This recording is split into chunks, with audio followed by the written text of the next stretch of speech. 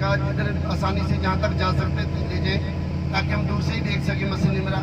یہ مسجد نمرہ سال میں ایک دفعہ کھولی جاتی ہے. اوپر چڑھتے تو جہاں مینارہ بنا آپ نے دیکھا وہاں تک لوگ جاتے تھے. اس جنگ کے اندر مسلمان 313 کافر 1000 مقابلہ ہو گیا آپس میں.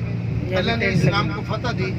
توجہ رکھنا 70 کافر مارے گئے 70 زخمی ہوئے. جو 70 مارے گئے ان میں جو 70 زخمی ہوئے ان کو پکڑ لیا اور کچھ مسلمان زخمی ہو گئے.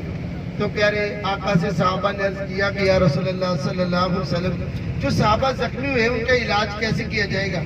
تو پیارے آقا علیہ السلام کے ہاتھ میں عصا مبارک تھا. پیارے آقا نے اس عصے کو ایک پودے پر مارا جس سے اللہ پاک نے ایک تیل نکالا اور عصے کی برکت سے اس نسل کے جتنے پودے تھے سب پودوں میں سے تیل نکلنا شروع ہو گیا. پیارے آقا نے فرمایا یہ میرے آقا کا معجزہ ہے. پیارے آقا نے فرمایا اس تیل کو اپنے زخموں پر لگا لو, اس تیل کو استعمال کرو. صحابہ نے اس تیل کو استعمال کیا. اللہ نے درد کو بھی ختم کر دیا, زخموں کو بھی ٹھیک کر دیا. زخم کس چیز کے تھے؟ تیر تلوار نیزے کے. خارش کرنے سے زخم نہیں ہوئے تھے. تیر تلوار نیزے کا کیسا زخم ہوتا ہے سب آدمی جانتا ہے. وہ تیل کو استعمال کیا اللہ پاک نے ان کو آرام دے دیا. تو میرے عزیزوں یہ اللہ کے نبی کا معجزہ تھا. تو صحابہ نے یہی قیاس کیا کہ جس مقصد کے لیے, کیونکہ صحابہ نے پھر کتابوں میں آتا ہے, یہ بات کتابوں میں آتی ہے کہ 70 بیماریوں کے لیے استعمال کیا گیا تیل. یہ تیل پھر 70 بیماریوں میں استعمال ہوا. 70 بیماریوں میں تیل کو استعمال کیا گیا اور آج تک اس کا نفع مل رہا ہے. جیسے میں نے بتایا نا وہ کنویں کے اندر لابے دان ڈالا, اللہ نے اس کو آبی شفا بنا دیا. آج تک لوگ اس کا پانی استعمال کر رہے ہیں. مدینے میں وہ آبی شفا کنواں ہے. اور یہ تیل جو ہے آج تک اس تیل سے اللہ پاک نفع دے رہے ہیں اور بہت ساری بیماریوں کے لیے اللہ پاک نفع اس کو دے رہے ہیں. ابھی ہم جا رہے ہیں مسجد نمرہ کی طرف. پھر میں انشاءاللہ بات شروع کروں گا. قریبی مسجد نمرہ آ گئی. جی تیل کون سا ہے؟ تیل بتاؤں گا تھوڑی دیر میں مسجد نمرہ کی زیارت کروا دوں. یہ سامنے آپ کے سیدھے ہاتھ میں مسجد نمرہ آ رہی ہے. سیدھے ہاتھ میں مسجد نمرہ آ رہی ہے. یہ مسجد وہ ہے جس میں حج کا خطبہ دیا جاتا ہے. یہ مسجد وہ مسجد ہے جس مسجد میں حج کا خطبہ دیا جاتا ہے. سال میں ایک دفعہ کھولی جاتی ہے. اس مسجد کے 3 گنبد ہیں, 6 مینار ہیں اور 65 دروازے ہیں. اس مسجد کے 3 گنبد, 6 مینار, 65 دروازے اور سارے کے سارے دروازے اس کے بند ہیں. کوئی دروازہ اس کا کھلا ہوا نہیں ہے. تمام دروازے اس کے بند ہیں اور صرف ایک ہی دن کے لیے اس کو کھولا جائے گا. یہاں 2 مسجدیں ہیں. ایک یہ مسجد ہے نمرہ مسجد ہے, ایک آگے مزدلفہ میں مسجد, وہ بھی ایک ہی دن کے لیے کھولی جائے گی. اس کے بعد پورا سال یہ مسجدیں بند ہوتی ہیں. پھر نہ یہاں پہ جماعت نہ کوئی اذان. ہاں کوئی انفرادی پڑھ لے تو کوئی بات نہیں, جو مستقل طور پر یہاں کوئی امام نہیں ہوتا. سال میں ایک ہی دفعہ یہاں اس میدان میں ظہر اثر کی نماز 9 ذی الحجہ میں ظہر اثر کی نماز پڑھنی ہے. یہ دیکھیں آپ کے سامنے مسجد آ چکی. 2.5-3 لاکھ لوگ اس میں نماز پڑھ سکتے ہیں. ظہر اثر کی نماز پڑھنی ہے اور مغرب کی نماز سے پہلے یہاں سے نکلنا ہے. ظہر اثر کی نماز کے بعد خطبہ دعا میں لگیں گے. اس کے بعد اعلان ہو جائے گا. تمام حاجی یہاں سے نکلیں گے اور نکل کے سیدھے پھر مزدلفہ میں جائیں گے اور مغرب عشاء جو ہے مزدلفہ میں جا کے ادا کریں گے. یہ مسجد نمرہ آپ کی سیدھے ہاتھ پہ آ چکی ہے. اس مسجد کے 65 دروازے اور ہر دروازہ اسی طرح کا جو نظر آ رہا ہے. تمام دروازے اسی شکل کی اسی صورت کے ہیں. ہر طرف سے اس کا جس دروازے جاؤ گے وہ ایسے لگتا ہے جیسے مین گیٹ یہ ہے. مین دروازہ ایسے محسوس ہوتا ہے. تمام ایک ہی طرح کے نظر آئیں گے آپ کو اور مستقل بند کی ہوئی ہے. صرف ایک دن کے لیے اس کو کھولا جاتا ہے. یہ ہے وہ مسجد نمرہ جس میں حج کا خطبہ دیا جاتا ہے. جس مسجد میں حج کا خطبہ دیا جاتا ہے. سال بار یہ مسجد بند ہے. انشاءاللہ جب ہم حج کے لیے آئیں گے تو اللہ ہمیں یہاں قریب لے آئیں گے. آمین آمین.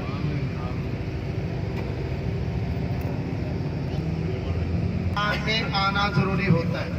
یہی لازم ہے. بس جدھر بھی موقع مل جائے. بعض لوگوں کو بالکل اینڈ پہ موقع ملتا ہے, اس طرف ملتا ہے, اس طرف ملتا ہے, ان کو آنے کا ٹائم ہی نہیں ملتا یہاں. اس لیے جدھر بھی آدمی کو پریشانی ہونے چاہیے کہ ہمیں تو خطبے کی آواز ہی نہیں سنائی دی. بادہ جی تھوڑا وہ ہوتے ہیں, حساس ہوتے ہیں کہ ہمیں تو ہمارا تو حج ہوا نہیں, ہمیں خطبہ ہی نہیں سنا, خطبہ نہیں سنا تو حج نہیں ہوا. ایسی بات نہیں. حج کے لیے خطبہ کی آواز کا آنا ضروری نہیں ہے. حج کے لیے یہاں قیام کرنا ضروری. یہاں اس میدان میں جب تم آ گئے تو تمہارا حج ہو گیا سبحان اللہ انشاءاللہ. انشاءاللہ. جیسے میں عرض کر رہا تھا, توجہ ہے حجیوں کی, ہاں. میں عرض کر رہا تھا کہ پیارے آقا علیہ السلام نے فرمایا اس تیل کو اپنے زخموں پر لگا لو, استعمال کر لو. جب صحابہ نے اس تیل کو زخموں پہ لگایا, استعمال کیا, اللہ پاک نے صحابہ کو صحت عطا فرما دی, تو صحابہ نے 70 بیماریوں کے لیے استعمال کیا. اور آج تک ہو رہا, اس زمانے 1400 سال پہلے سے لے کے آج تک وہ تیل استعمال ہو رہا ہے, لوگ اسے نفع حاصل کر رہے ہیں.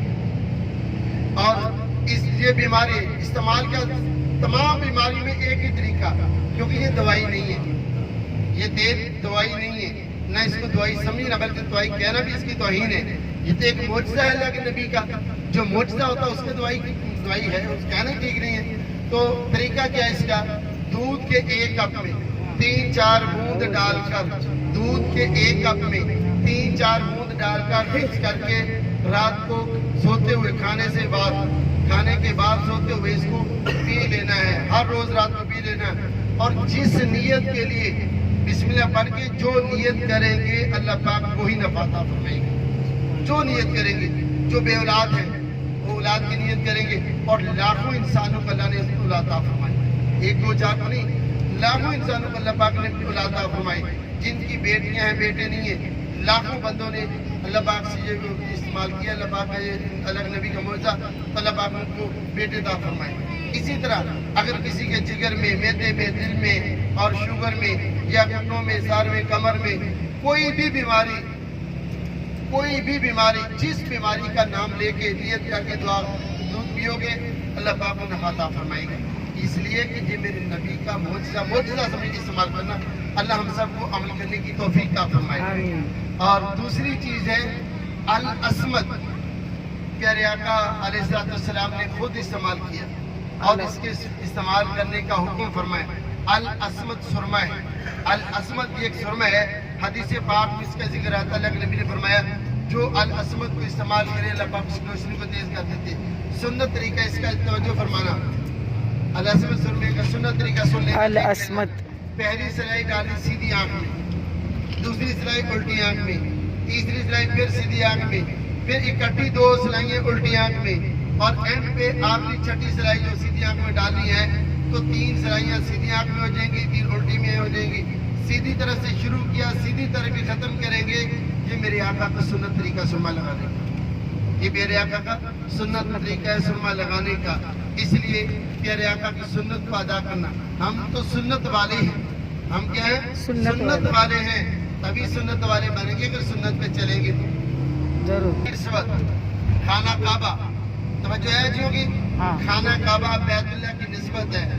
بیت اللہ جو خانہ کعبہ ہے, بیت اللہ کے اوپر جو عود عطر لگتا ہے, وہ عود عطر عرب کے اندر سب سے زیادہ پسندیدہ عود عطر ہے.